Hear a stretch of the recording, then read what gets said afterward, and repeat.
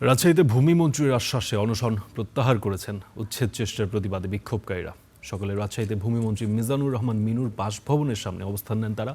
আমরণ অনশনে নামেন নগরীর বনগ্রাম, রায়পাড়া, বড়পুকুর, পাবনাপাড়া ও ফুলতলা মোড় সহ বিভিন্ন এলাকার 700 পরিবার।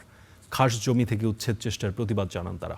ঘণ্টাখানেক পর ভূমিমন্ত্রী আন্দোলনকারীদের সঙ্গে দেখা করেন, শোনেন দাবি দেওয়া, পরে বিষয়টি সমাধানের আশ্বাস দেন তিনি।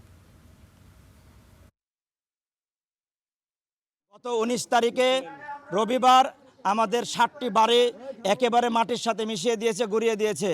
আমাদের তো কলজায় হাত পড়ে গেছে, আমরা তখন বাঁচার মধ্যে নাই, আমাদের এমন অবস্থা আছে আমরা চলতে পারছি না। যেহেতু আপনারা দীর্ঘদিন ধরে বসবাস করছেন, তার সত্য হিসেবে বিভিন্ন কাগজপাতি দিয়ে আপনারা যে পরিমাণ জায়গায় আছেন, কেউ হয়তো হাফ কাঠা, কেউ 1 কাঠা, কেউ 2 কাঠা দিয়ে কাঠায়, সেইভাবে আপনারা দরখাস্ত করেন। যারা ভূমিদস্যু তাদেরকে পরবর্তীতে আইনের আওতায় আনায় আমি ব্যবস্থা নিব।